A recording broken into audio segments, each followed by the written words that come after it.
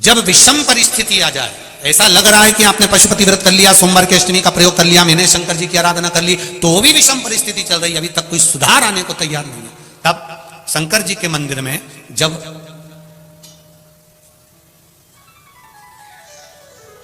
बेलपत्र चढ़ाने के लिए आप जाएं, तब प्रयास करिएगा कि बेलपत्र को, अशोक सुंदरी का स्थान सबको मालूम है ना, बोलो जम के बोलो जरा, मालूम है सबको?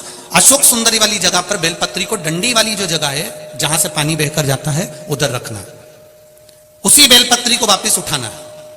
शिव जी के शिवलिंग पर जब बेलपत्री रखो तो डंडी का भाग, आप यहां बैठे हो तो डंडी का भाग पीछे की ओर होना चाहिए। शिवलिंग जैसे ये है तो डंडी का भाग पीछे की ओर, उसको रखकर 7 लोटा जल भगवान शंकर पर समर्पित कर दीजिए, अपने भाव को रखते हो। अगर विषम परिस्थिति चल रही है, आपने पशुपति व्रत कर लिया, सोमवार की अष्टमी का कर लिया, उसके बाद भी कार्य नहीं हो रहा, अटक रहा है, किसी कारणवश कोई फाइल मोटी है, थोड़ा समय लग रहा है, तो वो 7 लोटा जल का प्रयोग करें। धीरे धीरे 7 लोटा जल शिव जी को बाल्टी में भरकर ले जाएं, अपने घर से 7 कलश जल शिव जी को समर्पित करना है, और समर्पित करने के बाद उस बेलपत्री को वापस अपने ही घर पर लेकर आ जाना है।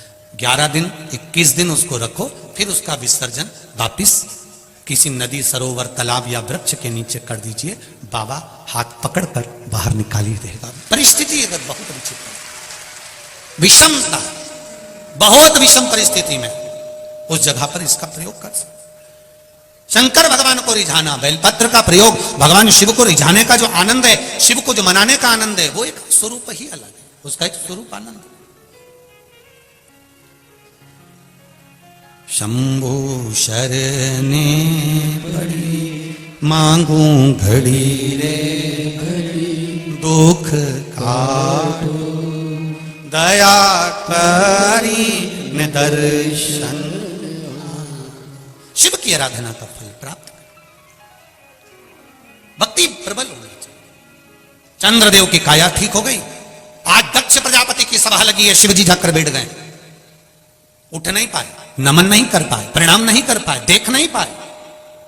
जब नहीं देखा, दक्ष प्रजापति को क्रोध आ गया, क्रोध आया, खड़े हो गए, श्राप दे दिया, रे शिव, ये केवल देखने का श्राप नहीं है, ये केवल दक्ष प्रजापति ने इसलिए शंकर जी का अपमान करा क्योंकि इन्होंने चंद्रदेव की काया को ठीक कर दिया था। श्राप दिया था दक्ष प्रजापति ने, और चंद्रदेव जब सभा में आकर बैठे तो उनकी काया ठीक थी, चंद्रदेव की काया बिल्कुल ठीक।